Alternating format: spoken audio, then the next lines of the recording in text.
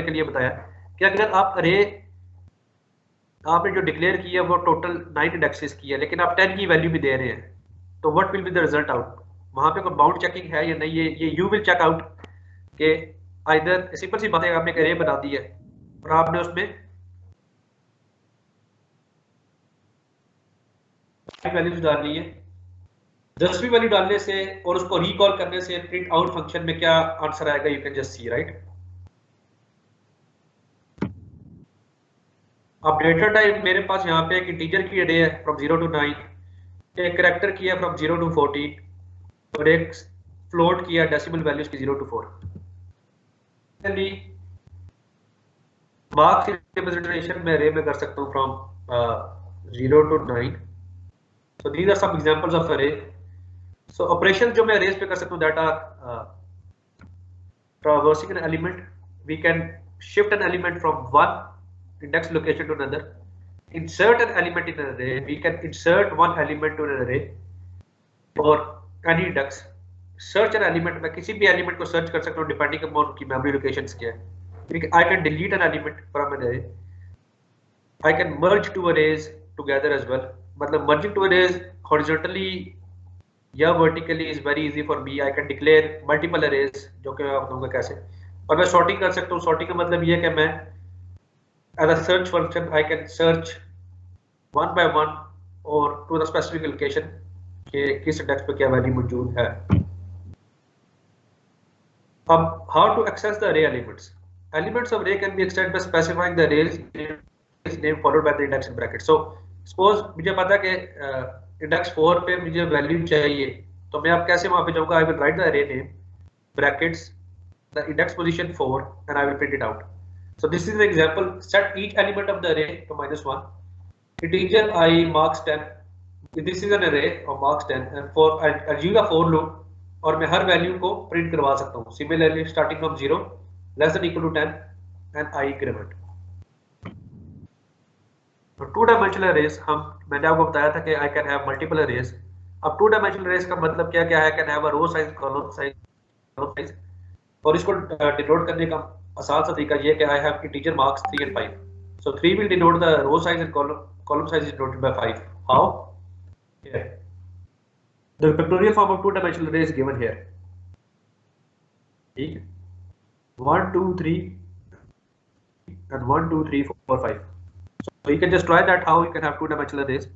Maybe this could be a part of your question as well in the assignments कि आप इसको कैसे reshuffle या कैसे कॉल आउट कर सकते हैं। सपोज मुझे ये वैल्यू चाहिए अब मार्क्स तक, ठीक है, तो how can I put the value? So have to go to the row and the column, तो मुझे वैल्यू मिल सकती है। और उसने कैसे दिया है इसको? रो नंबर 1 और कॉलम नंबर 2। तो अगर मैं साथ में लिखूंगा इस तरह तो I will get this value. अगर मुझे एक सिंपल अरे की एक वैल्यू चाहिए तो मैं सिर्फ उसका इंडेक्स मेंशन करता था। सपोज दिस इज 0 1 2 3 and 4, तो मैं इस अरे का नाम और 4 को ब्रैकेट में डालूंगा तो I will get this value. But for two dimensional arrays I have to use two values, horizontal and vertical. So write a program to print the element of a, these are examples जो मैं कि आपको वैसे for the practice करवाता हूँ ताकि आपने assignments या मिड टर्म या क्विजेज जो भी करने हैं तो you can be well aware of कि मैं आपसे क्या चाह रहा हूँ। ठीक है, so these are my own kind of program जो कि मैं चाहता हूँ कि आप प्रैक्टिस करें। सो इंटीजर अरे, मेरे पास टू डायमेंशनल अरे आ गई है, ठीक है, टू रोज और two columns. And how to get an output for that? मैं चाहता हूँ कि 12 34 comes out in a horizontal way, 12 56 comes in a vertical way, 34 32 comes in a vertical way. So I've got the program कि मैंने दो integers को initialise किया, एक रो के लिए, कॉलम के लिए। For I less than 2 I have to print, for j less than 2 similarly a nested for loop is given कि हमने कैसे टू डायमेंशनल अरेज को प्रिंट करवाना है। तो you can try that and you can see if the theoretical result matches the practical results. So now arrays की जो बात है, that is simple a data structure that is used to store data horizontally or vertically in contiguous memory locations. यार somebody is just recording this video or not? Akbar क्या साहब? Yes sir. Yes sir. ठीक है। So So let me try.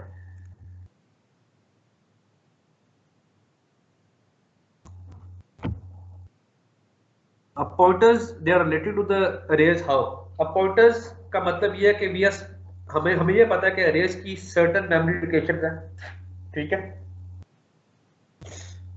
Suppose मैं आपको एक example देता हूँ. If you can, everybody knows how to use Excel, right? Excel सब इस्तेमाल कर सकते होंगे. Yes, sir. So suppose I have an integer a that is an array with 5 values, or the values are 2, 3, 4, 5 and 6. So इसको हम in terms of memory कैसे लिखते हैं कि हमारे पास suppose यहाँ पे 200 पे एक वैल्यू है, ये इंडेक्स हो गया इसका, दूसरा होगा 204 पे, फिर 208 पे, फिर 212 पे और फिर 216 पे. These are 1, 2, 3, 4, 5, right? Here I have 2, here I have 3, here I have 4, here I have 5 और 6. तो ये एक array बन गई है और इसका इंडेक्स क्या होगा? A0, A1, A2, A3, A4. So basically, if I extend this array to somewhere like three dots show कि हम इसको extend कर रहे हैं 300, यहाँ पे मेरे पास एक integer x पड़ा हुआ है, उसकी वैल्यू है 5. एग्जाम्पल के मैंने array कैसे बनाई थी. अब how to reach to these values, we need pointers. अब pointers are related to arrays in a sense कि हमें यहाँ पे पहुँचने के लिए pointers चाहिए, ठीक है? तो हमारे पास pointers भी अरे की टाइप्स के होते हैं. हमारे पास फ्लोट के हो सकते हैं, इंटीजर के हो सकते हैं, कैरेक्टर के हो सकते हैं. I'll tell you how the pointers work. Pointers are a bit difficult to master, but they're very easy. ठीक है? If you go through the slides one by one, 3 or 4 times, I think you will be learning, because I've got an exercise कि मैंने कैसे pointers को declare किया भी. So it has a close relationship with the arrays and strings. अब strings पे मैं नहीं आ रहा, फिलहाल मैंने array बढ़ाया तो I'll just stick with the arrays. A pointer like an integer holds a number. अब एक pointer जो है ना, it can hold a number and an address location at the same time. आपने याद रखना है कि pointer के अंदर ये हो सकती है store a number. अब वो number क्या हो सकता है? आया वो array की index value हो सकती है 0 पे जो मौजूद है, 2, 3 या 4 या 5 जो भी मैंने दिया है, या उसका memory location हो सकता है, ठीक है? 200, 204, 208, जैसे कि मैंने आपको अभी बताया. Either it can store the memory locations or it can store the value depending upon how you use the pointers.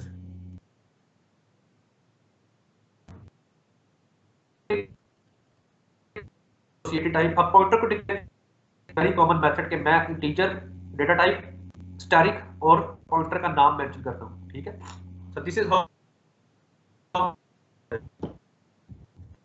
here that is a data array and I can reassociate or resort the memory location 4, 5, 6, 7 to a new memory location using a pointer, ठीक है?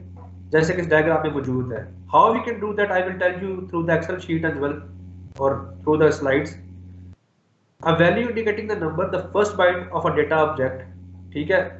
Initially pointer के अंदर जो value store होगी वो array की पहली value store होगी, that is A0.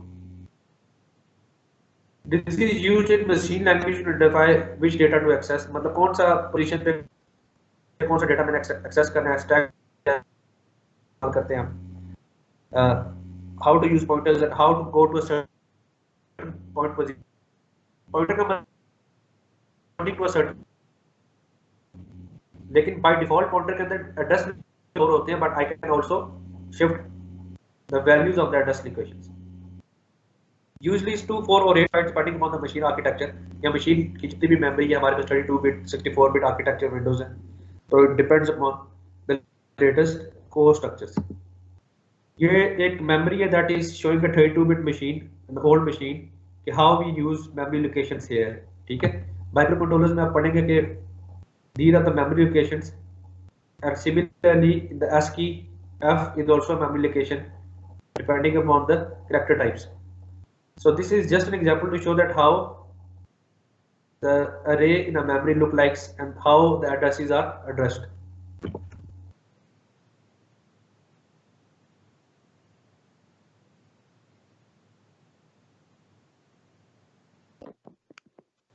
हमारे पास एम्परसेंड, ये बात हमें लाजमी याद रखनी है कि एक एम्परसेंड जो होता है that will give you the memory location.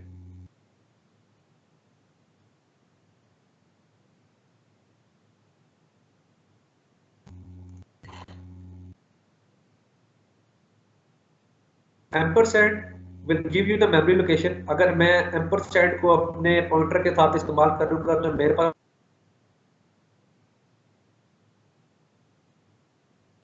को स्टैटिक के साथ इस्तेमाल प्रिंट करूंगा, मतलब मैं प्रिंटिंग की बात कर रहा हूं, ठीक है, क्योंकि मैंने डिक्लेयर तो स्टैटिक। अगर मैं प्रिंटिंग में I will use the static तो मेरे पास उसकी ओरिजिनल वैल्यू आएगी, उस मेमोरी लोकेशन पर जो वैल्यू है वो आएगी, ठीक है। So I will give you the example letter on के ये कैसे काम करता है। So this ampersand is not as binary. This is an ampersand used for pointers to print out the values of the address locations. Similarly, like the primitive data types in C, we have different data types for pointers: integer, double, character type. How you can declare that depends upon you. Depends upon the data structure or the type of array you are using, right? So it depends upon what type of array you are using. We have a constant p, इसका मतलब ये है कि अगर हम इसको declare कर देते हैं कांस्टेंट p इंटीजर को, तो पॉइंटर की वैल्यू तो कभी चेंज नहीं होगी। पॉइंटर की वैल्यू जो है एड्रेस लोकेशन की वही रहेगी, लेकिन जो वैल्यू को ये पॉइंट कर रहा है वो दैट कैन चेंज। वो हमारा काम है कि हमने अरे के अंदर कैसे वैल्यू को चेंज करवाना है, ठीक है। इसी तरह कांस्टेंट q है, constant pointer of N integer variable. Pointer can not change, sorry here the pointer cannot change। हमने देखो दो तरह से इसको डिक्लेयर करवाया, I was just opposite।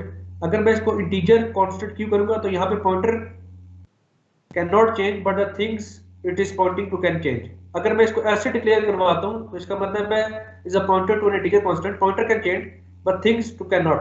जो हमारे पास अंदर अरेज के अंदर वैल्यूज मौजूद है वो can not change. So how you can do that, we can see a example.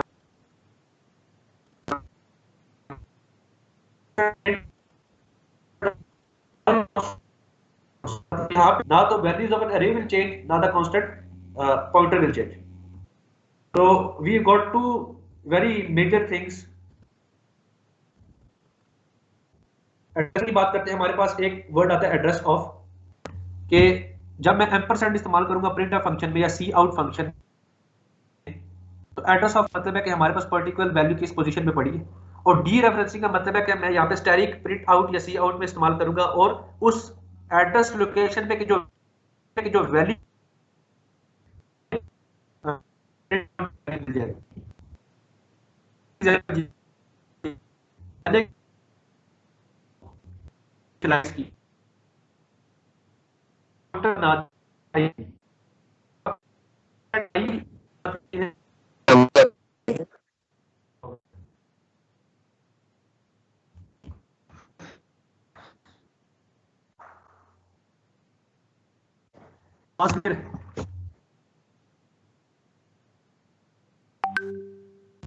आवाज आ रही है? यस सर, अब आ रही है। अच्छा, तो सिंपल सी एग्जांपल समझने के लिए ये है कि मैंने यहाँ पे एक इंटीजर i को इनिशियलाइज किया 8 वैल्यू के साथ। यस सर थोड़ा आहिस्ता बोलें हम सर, आप तेज बहुत बोलते हैं तो समझ नहीं आता। अच्छा चलो ठीक है।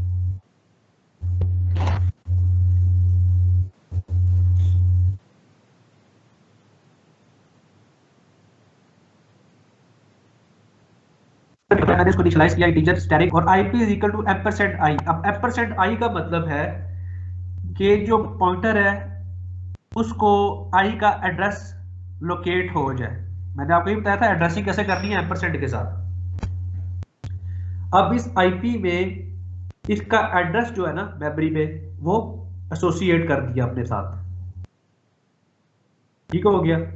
और अगर इसको मैं आउट करूंगा तो this will give the value. अब मैंने स्टैटिक के साथ इसको आउटपुट में डाला तो I will get the value of i that is stored in this memory location. पहले मैंने क्या किया, इंटीजर को इनिशियलाइज किया, फिर मैंने एक पॉइंटर वेरिएबल को एसोसिएट किया और इसका मेमोरी जो लोकेशन थी मैंने इसको एसोसिएट कर दिया। अब when I output the static IP तो I will get 8 value because this is dereferencing. अगर मैं इसको सी आउट एम्परसेंड आईपी लिखता तो मेरे पास उसकी मेमोरी लोकेशन प्रिंट हुआ थी, ठीक है। तो this is the difference between how this is the very common कि आप पॉइंटर्स को कैसे इस्तेमाल करते हैं स्टैटिक एम्परसेंड के साथ।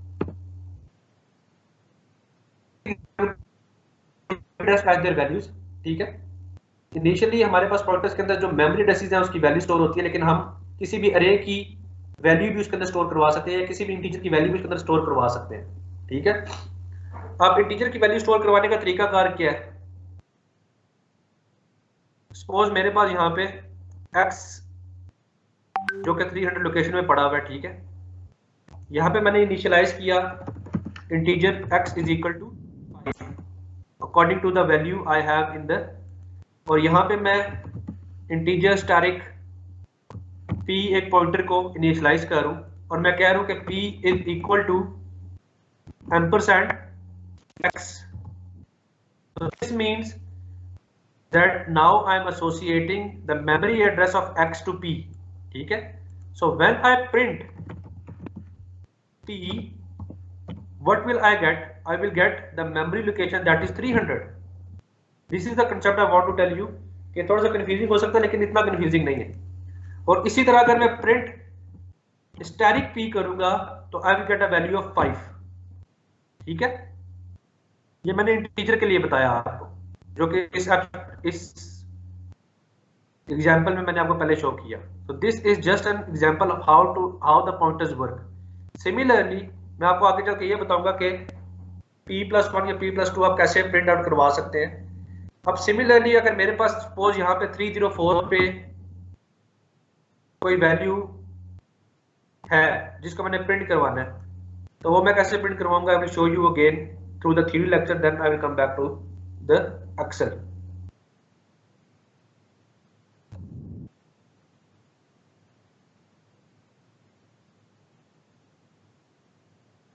So pointers contain address of a variable that has a specific value, indirect reference। अब एक तो मेमोरी लोकेशन होगी एम्परसेंड के साथ, और इनडायरेक्ट रेफरेंस जिसके हम डी रेफरेंसिंग कहते हैं स्टैटिक के साथ उसकी वैल्यू वो स्टोर करवाता है। सो इनिशियलाइजिंग का मैंने आपको बताया कि how initialize this my pointer, उसने एक इंटीजर ले लिया, ठीक है, and declares a pointer to an integer value. We can have multiple pointers, जैसे कि मैंने आपको रेस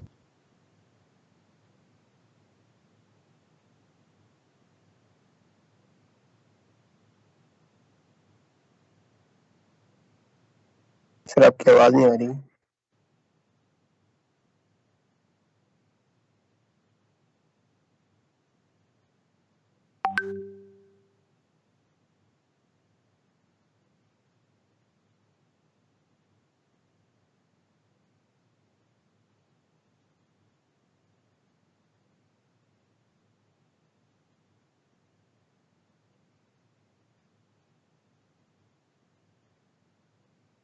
सर आवाज नहीं आ रही।